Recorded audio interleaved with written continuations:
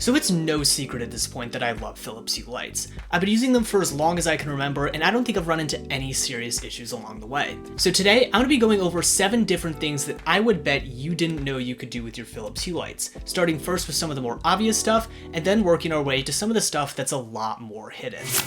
Okay, first up, let's talk automations. Philips Hue allows you to make some pretty basic time and presence-based automations within their app, but the ones I want to focus on today are these wake up and go to sleep automations. These allow you to slowly fade your lights in or out in the morning to help wake up, or at night to help you wind down and go to sleep. Trust me, I know from experience, this is so much better than using a sound alarm on your phone or just having your lights come on right away. To set one up, go to the Automations tab, tap on the plus button, and then choose either wake up or go to sleep.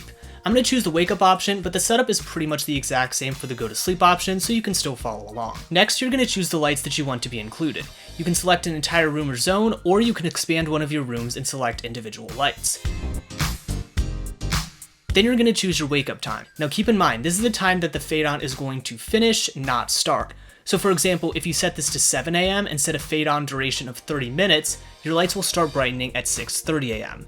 You can also choose the days that you want the automation to be active, or turn the repeat feature off entirely, which means that the automation will only run once. Next up, you can change the style, maximum brightness for your lights, and whether or not the lights should turn off after a certain duration. Now the style option lets you choose whether or not your lights will just stay at a warm white the entire time, or kind of work their way through a gradient where they'll start at this kind of blue light and then finish off at this kind of orangish light, kind of like a sunrise. But do keep in mind that this will obviously only work if you're using color capable lights. So if you have the basic lights or just the white ambience lights, this unfortunately will not work. The maximum brightness option is pretty self-explanatory. It just lets you choose the maximum brightness that your lights will stop at. And then the turn off lights option lets you turn your lights off after a certain duration, which I just went over. Then you can give your automation a name, and that's it.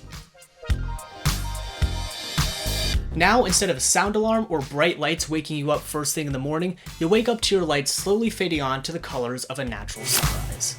Okay, next up we have Hue Sync, which you, contrary to popular belief, can still use even if you don't have the $385 Philips Hue Sync box. All you need is the free Hue Sync desktop app installed on your computer, and then you can sync your lights with music or whatever's happening on your screen.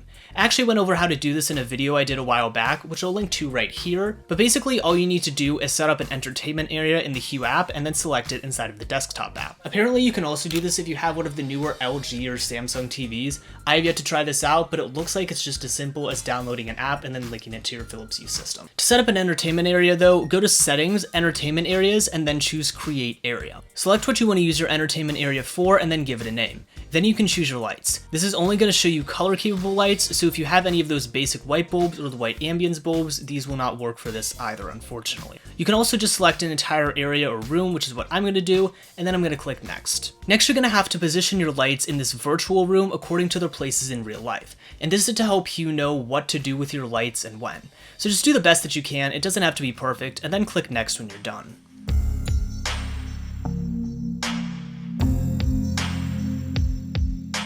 And then that's it. Okay, next up we have changing the default power on behavior. I'm always surprised at how many people seem to miss this feature, so listen up if you don't know what I'm talking about. I want you to picture this. It's the middle of the night and you're sleeping peacefully with no lights on in your bedroom when all of a sudden your power goes out and then comes back on a few seconds later. Because Hue lights by default will turn on to full brightness when power is cut and then restored, all of the lights in your room come on, snapping you awake immediately and making it insanely difficult to get back to sleep.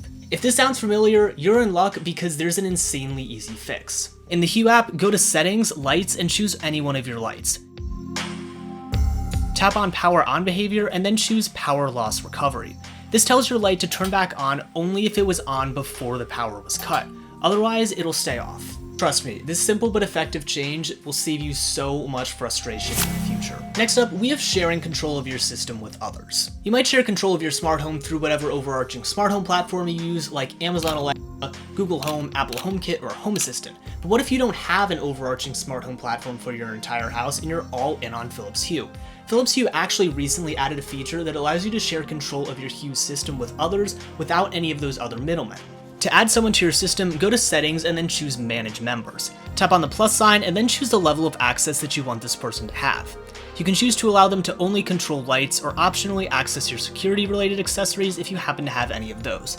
Then you're going to get a QR code that the new person can scan, or you can tap on the share link button and send it through messages, mail, airdrop, or whatever else you want. And then that's it. The new person will be able to control your Hue system from the Hue app on their phone. Next up, let's talk a little bit about lighting effects. These are built directly into the app, and you can choose different effects for each one of your lights. I believe these were first added to the Philips Hue app around a year ago, and they've been adding even more options with every single update, so I've been using them more and more recently. To access them, choose a room, tap on a light, and then choose this little sparkle icon down here next to the color palette. You can see that we have a bunch of different effects here like candle, fireplace, glisten, underwater, you name it, it's probably in here somewhere. But even if it isn't, you can even create your own lighting effects with these plus buttons right here. You can choose the primary color, brightness, and speed, and then choose done when you're, well, done. The available effects will obviously depend on which type of light you're using, but so long as you're using the color capable lights, you should have access to basically all of them. I found that the candle effects look really nice with the filament bulbs, and the fireplace effects look really nice with the Hue light strip, but you can go crazy and do all kinds of things. You can even include effects inside scenes to make them easier to access, and you do this by first applying the effects that you want to use, then tapping on the plus button in the scenes section, and then choosing save current settings.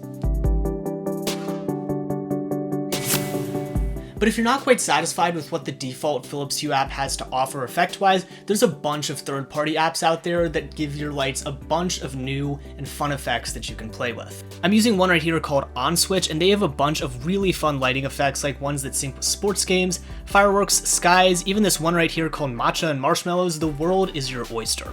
A lot of them are paywalled, which is pretty stupid in my opinion, but this of course is only one of the many apps out there that work with Philips Hue lights. There's even a page on the official Hue app that lists out a whole bunch of them, so just do a little digging and I'm sure you'll find something that you like. And finally, to wrap things up, I want to talk about a feature that I just learned about recently, and that's Philips Hue Security. In short, Philips Hue actually allows you to set up a makeshift security system within their app.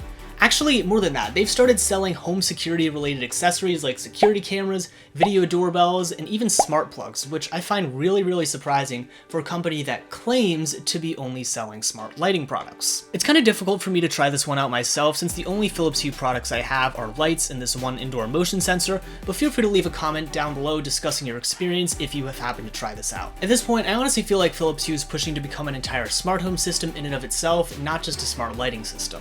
Like obviously you have this feature, but they also have the physical products that I just mentioned, and I guess now they even have their very own Works with Hue badge. I feel like it's only a matter of time before they're gonna have stuff like smart ceiling fans, smart speakers, and all that other stuff, but anyways, I digress. And there you have it, 7 different things that I would bet you didn't know you could do with your Philips Hue lights. If you did happen to know all of these, well, in that case, I am so very sorry for wasting your precious time, and I really hope you can forgive me one day. But if you did find this video helpful, which I hope you did, make sure you drop a like, subscribe to the channel so you don't miss any future videos, and hype this video so that more people can see it. Otherwise, that's just about it for this video, and I'll see you next time.